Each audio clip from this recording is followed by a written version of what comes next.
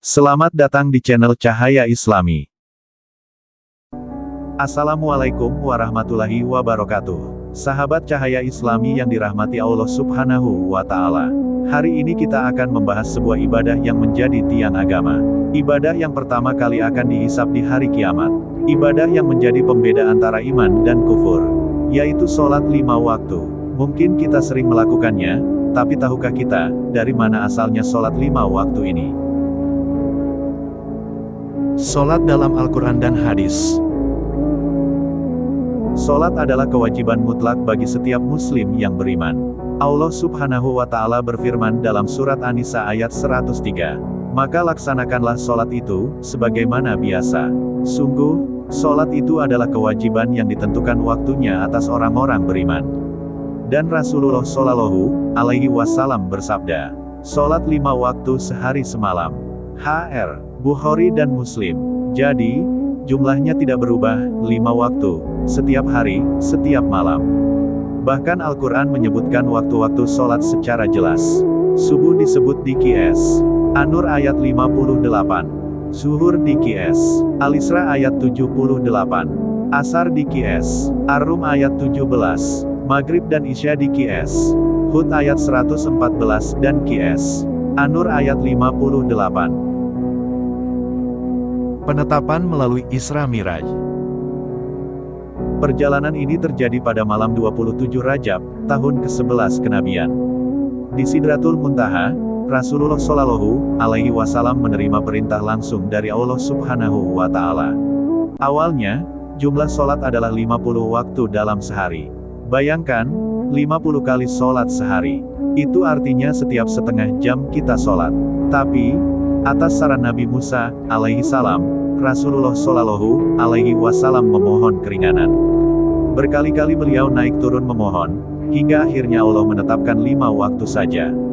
Namun pahala yang diberikan, setara dengan sholat 50 waktu. Karena satu kebaikan dibalas 10 kali lipat, seperti firman Allah dalam Qs. Al-An'am ayat 160. Keterkaitan dengan para nabi sebelumnya. Sholat 5 waktu juga punya jejak sejarah panjang. Para ulama menjelaskan bahwa waktu-waktu sholat ini sudah dikenal sejak zaman para nabi terdahulu, sebagai bentuk syukur atas nikmat Allah. Sholat subuh pertama kali dilakukan oleh Nabi Adam, alaihi salam, sebagai syukur ketika beliau keluar dari kegelapan malam menuju terang siang.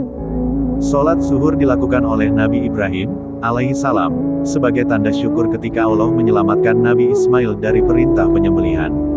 Sholat asar dilakukan oleh Nabi Yunus, alaihi salam, sebagai syukur setelah terbebas dari 4 kegelapan, perut ikan, lautan, malam, dan kesalahan meninggalkan kaumnya. Sholat maghrib dilakukan oleh Nabi Isa, alaihi salam, sebagai penegasan tauhid, menolak tuduhan buruk kepada ibunya, dan menegaskan keesaan Allah. Sholat isya dilakukan oleh Nabi Musa, alaihi salam, sebagai syukur setelah diselamatkan dari 4 kesedihan besar dalam hidupnya. Riwayat ini menunjukkan bahwa sholat bukanlah ibadah baru, tapi penyempurnaan dari ibadah para nabi sebelumnya. Hikmah besar dari kisah ini.